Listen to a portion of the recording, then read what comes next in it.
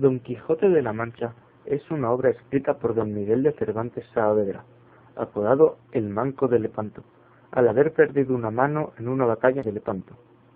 La novela consta de dos obras escritas en 1605 y 1615. En el siguiente vídeo nos centraremos en explicar el contexto que rodeaba a Cervantes a la hora de escribir su obra, centrándonos en los aspectos de la gastronomía, la sociedad del momento y la mentalidad española.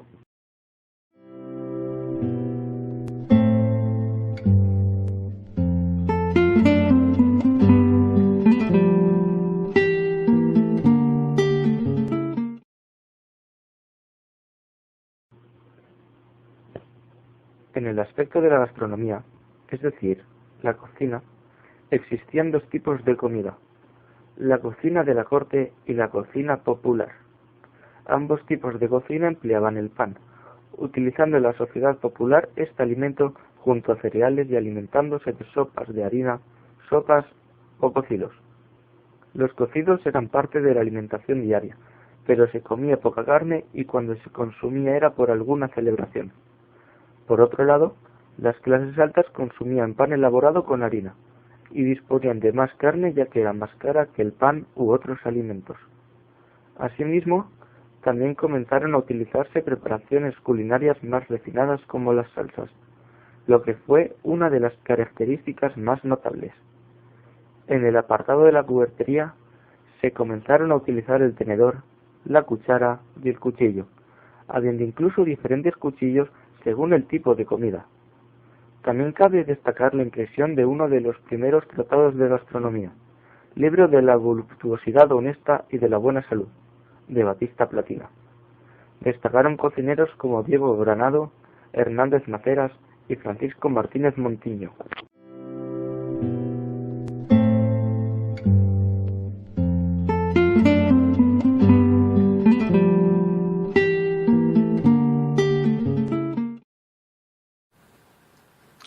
Ahora voy a explicaros el contexto social y cultural de la época. En Europa, en el siglo XVII, se produjo un bajo crecimiento debido a las epidemias y hambrunas. La sociedad continuaba dividida en estamentos, el de los privilegiados, nobles y clero, y los no privilegiados, campesinos, trabajadores y burgueses. Pero la burguesía cada vez era más influyente, especialmente en los países de religión protestante, Holanda, Irlanda y países nórdicos, donde se desarrollaron el comercio y las manufacturas. El comercio colonial y la producción manufacturera permitieron el crecimiento de esa burguesía. Mientras tanto, en España, se produce una despoblación en el centro de esta debido, entre otras causas, a la migración americana, las numerosas epidemias, un índice de celibato de hasta el 10% de la población y a la expulsión de los moriscos. La periferia, es decir, la cornisa cantábrica y Cataluña, mantienen algún crecimiento. También cabe destacar que como las principales rutas comerciales estaban en el Atlántico, es decir, con América, los puertos del Mediterráneo perdieron mucha importancia. En lo que respecta a la cultura, la sociedad empieza a desanclarse del viejo molde que implantaba métodos rígidos de comportamiento y actuación, especialmente impuestos por la Iglesia.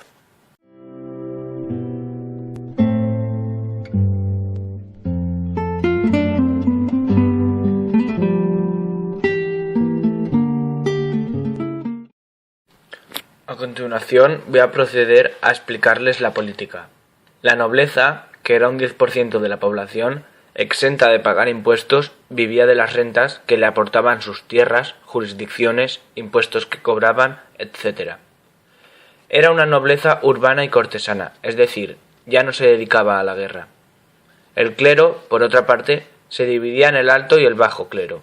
El alto clero contaba con más privilegios y ventajas, pero ninguno pasaba agobios. Entre ambos constituían un 5% de la población. El resto de la población eran campesinos con tierras sujetos al pago de impuestos, que optaban por la emigración o el bandolerismo muchas veces, artesanos y comerciantes que estaban organizados en gremios. Existía un numeroso grupo de mendigos y delincuentes. En política interior, cabe destacar que el conde duque de Olivares, válido de Fernando IV, intentó, mediante la unión de armas, que todos los reinos contribuyeran en gastos y ejército al mantenimiento del Estado, lo que conllevó revueltas antifiscales o rebeliones anticentralistas. En lo que respecta a la política exterior, se firmó una paz con Inglaterra y una tregua de 12 años con los Países Bajos. Cabe destacar que en esta época el poder no reside en los monarcas, sino en sus validos, personas de confianza del mismo y que gracias a esto controlaban los resortes del poder político.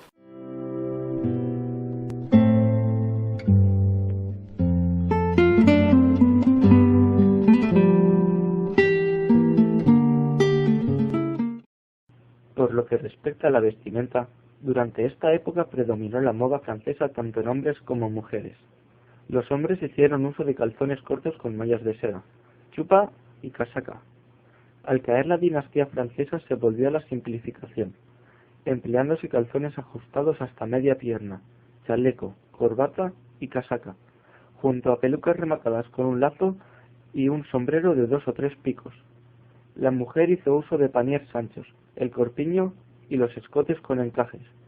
Tras la Revolución se empleó la chaquetilla corta con manga larga, falda con pliegues, guantes y grandes escotes. Los sombreros que empleaban eran anchos y los zapatos con tacón alto y punta estrecha.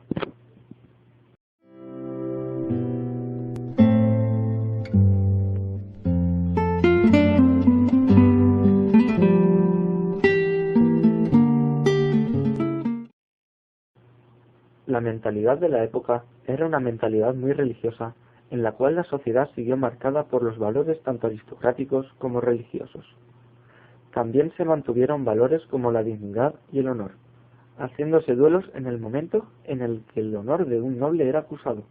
Estos duelos fueron legales hasta el siglo XVIII, momento en el que se prescribieron en España. También se rechazaron los trabajos manuales porque decían que tachaban los valores antes comentados. En este momento, los nobles seguían manteniendo sus privilegios, destacando que no podían ser ahorcados y que tenían el privilegio de morir decapitados. Gracias a esta mentalidad, excepto en ciudades mercantiles como lo fueron Cádiz o Granada, no hubo una burguesía consolidada y la gente que lograba dinero, en vez de invertir para aumentar la productividad, lo que intentó fue ennoblecerse. De este modo, hubo una mentalidad pesimista y una decadencia del país tan solo salvada por la literatura y la pintura. Un ejemplo es esta obra de Miguel de Cervantes.